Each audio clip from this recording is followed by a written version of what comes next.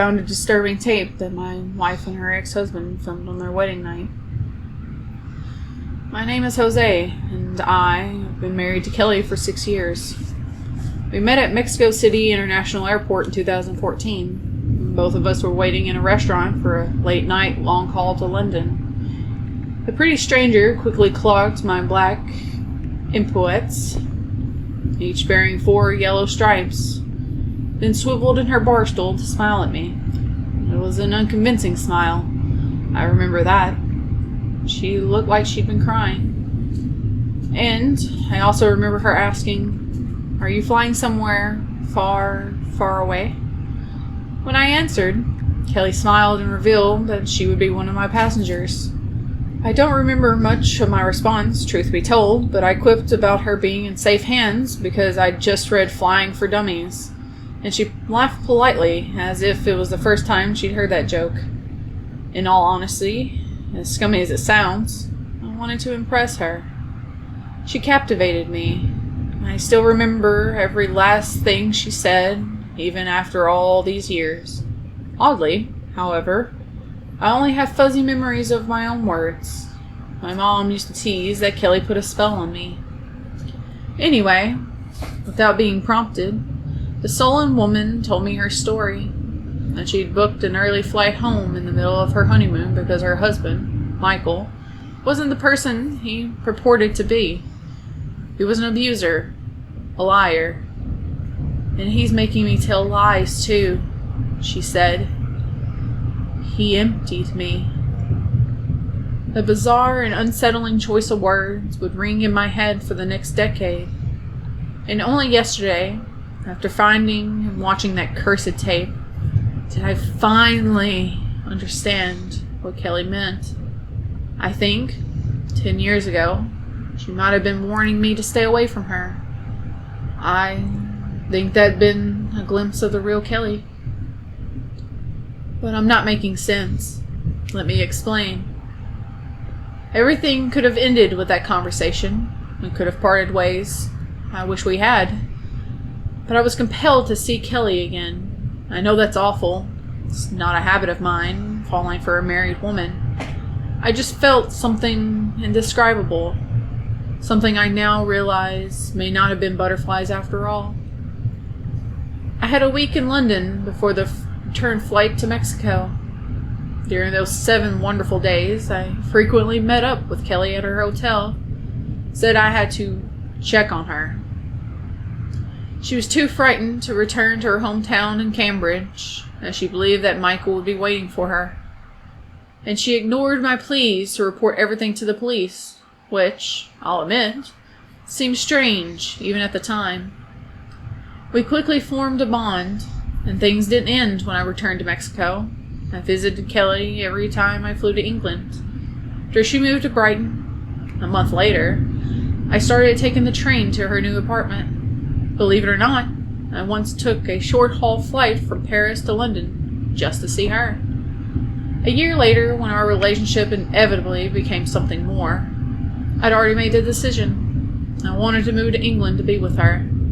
I'd been training to become an airport technician, and I secured a job at Heathrow in late 2015. By early 2017, Kelly and I had bought our house together. In 2018, we got married. I'm obviously fast-forwarding through all the ins and outs of our relationship, but Reddit isn't built for essays, is it? I'm here to tell you what I found yesterday morning while tidying a cupboard. Kelly's clusterfuck of clutter, I like to call it, came tumbling out of the open door and washed over my feet. A stark reminder that weekends wouldn't be wasted on chores. If I'd been relaxing on the sofa, I might not have discovered what I discovered. Maybe Kelly would have disposed of her own clutter, and we would have lived a happy 50 years together. But I was the one wading through the puddle of forgotten belongings, and what caught my eye during the tumble was a camcorder surfing atop the junk heap, which spilled out of its bag, landed at my feet. I picked it up and chuckled. I knew Kelly and I were old, but not that old. I had no idea she owned such a relic. And curiosity got the better of me, obviously. Who wouldn't want to check the contents of a spouse's dusty tape locked away for who knows how many decades? When I plugged in the device to charge it, an error message displayed on the ancient screen. I thought I'd been thwarted by a tape or hardware degradation, but I fixed everything, unfortunately, by cleaning out the filth from the tape slot. Then I rewound the recording and pressed the play icon. The white pixelated text read 10/9/2014. For Americans, that's September 10th, 2014. And I quickly realized that was a week before I met my wife. Everything slotted together horribly when Kelly stepped out of the hotel bathroom in wedding lingerie. I realized what kind of tape I'd found. Don't think less of me for watching. It wasn't that. Even degenerates, I assume, don't want to watch the person they love share such intimacy with someone else, let alone an abusive ex-husband. And Michael was abusive. Kelly wasn't lying about that, but she'd only ever told me fragments of the story. So, even though I expected a raunchy sex tape, I wasn't watching for that reason. My eyeballs weren't springing from their cartoon sockets. Well, okay, I was watching the video keenly, but fear rendered me wide-eyed, not lust. I just knew that something was wrong with the hotel room. The only natural thing in the footage was Kelly. And as I watched my wife sprawl across the bed sheets, waiting for her filming husband to join her, I eyed the room's cream-colored walls. I didn't give a rat's rear about the interior design, but something hidden in the paint made me sick. You wouldn't understand unless you'd seen the video for yourself. Then something in my head started to ache sharply, much like a migraine brewing behind my sockets. But it wasn't that. It was a painful urge which prompted each of my squeaking eyes to twist. I looked, without even wanting to look, at the edge of the screen, searching for something that was only just beyond both the border of the video and Kelly's vision. I wanted to scream at the younger version of my wife as she lay still, as she watched Michael with caving dimples and a provocative grin. I wanted to scream at her to run, even though I didn't know why I wanted to do so. That was the most terrifying thing of all. I didn't fear the obvious horror of watching my wife and her ex make love. I feared something else in the room. Something I didn't understand. "Get rid of that camera," Kelly whispered before wagging her index in a Come Hither motion. Michael's heavy breathing was not the breathing of a lustful man. It was the labored breathing of something hungry. Hungry in a way that neither food nor sex would satiate. "We need to preserve this moment," Michael said. Kelly rolled her eyes. "Is that right?" In response, the man stopped breathing. My wife's face changed. Her sultry smile morphed not into a frown, but downturned lips. Lips hanging open in the same horrified expression that I must have been wearing while watching the tape. Michael hacked, as if bringing a hairball, then promised. "I'll put it down." He placed the device down on the dressing table and walked over to the bed, but Kelly did not thank him. She whimpered and recoiled, not due to Michael leaving the camera recording. I don't even think she noticed its red blinking light. No, my wife was still frightened because she sensed a presence. Not her husband, not the room's seedy atmosphere, not even the claustrophobic nature of the walls. She sensed the same thing that I sensed, though neither of us knew exactly what we sensed. "I'm not in the mood anymore," Kelly whimpered as Michael climbed onto the bed. He hushed her, stroking the backs of his twitching fingers against her trembling cheek. "Don't be like that, darling. It's time to consummate the marriage."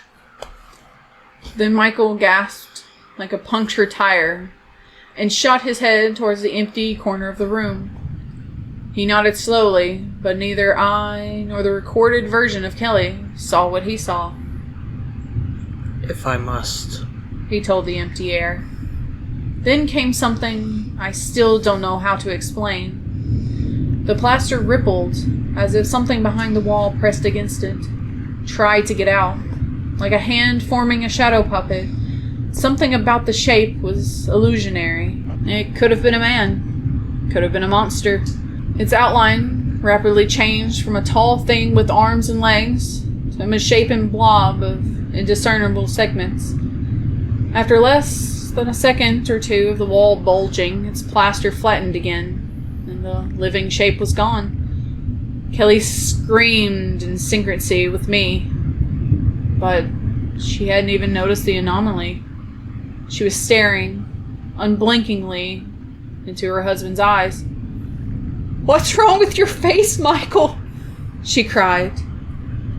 What terrified me was that, even when the camera caught his face, I didn't see any supernatural change in Kelly's former husband. Didn't see anything other than the very human man, one with an unkind smile and dead eyes, perhaps, but still a man. However, Kelly saw something I didn't. Still, all this pales in comparison to what happened next. Michael thrust his hand into Kelly's open mouth, prompting her eyes to open just as widely.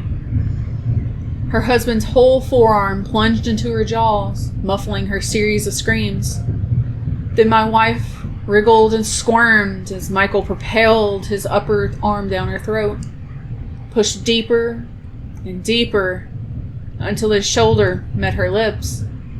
Another impossibility followed, one that I still don't know how to put into words.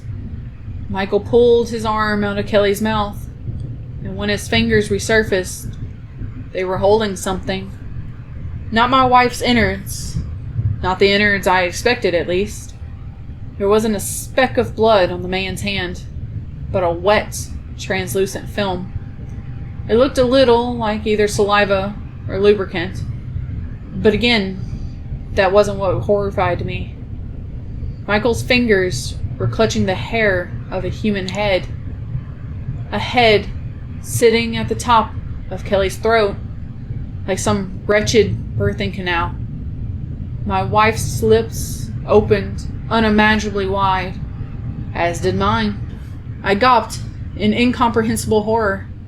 She gawped simply to make room for that adult head to emerge, and I gawped wider to free a set of shoulders and a torso. I uttered an entirely silent scream, believing that, if I were to produce even the tiniest sound, something from within that footage would hear me in the future. But a slight whimper escaped once I identified the head. It was Kelly. A cloned version of Kelly was climbing out of her lips. Some fleshy Russian doll.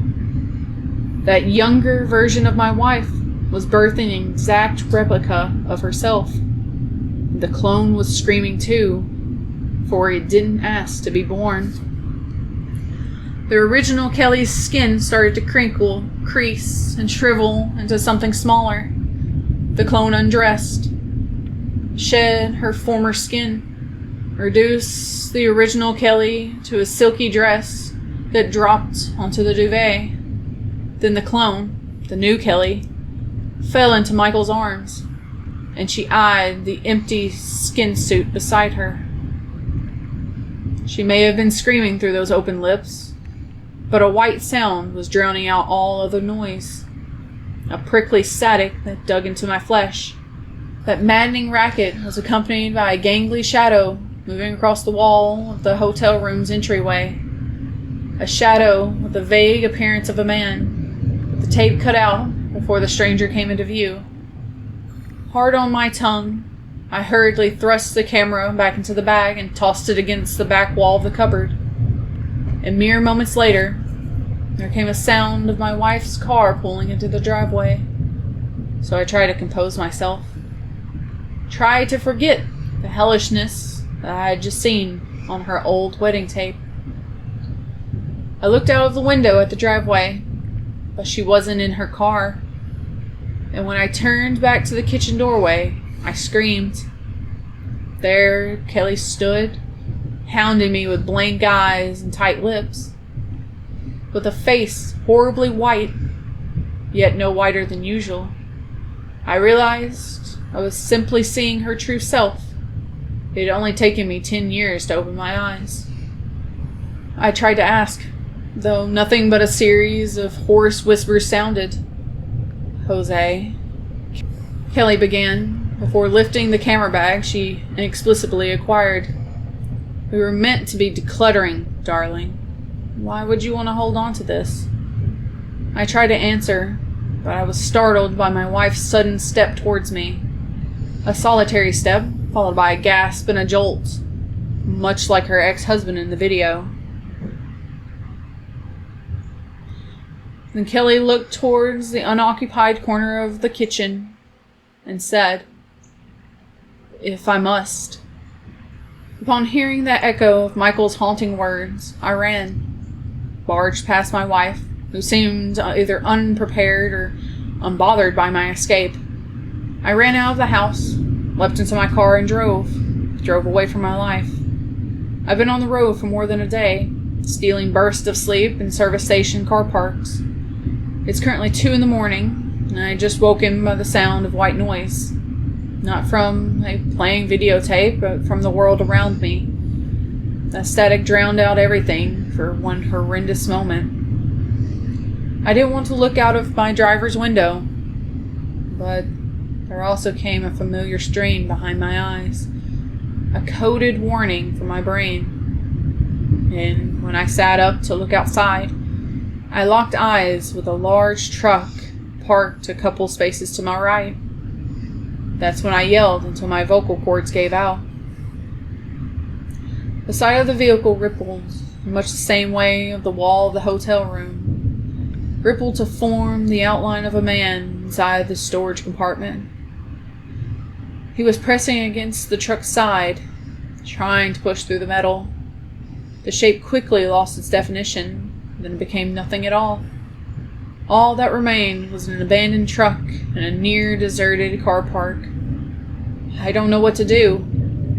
Please help me before that thing finds me, before it pulls something out of me.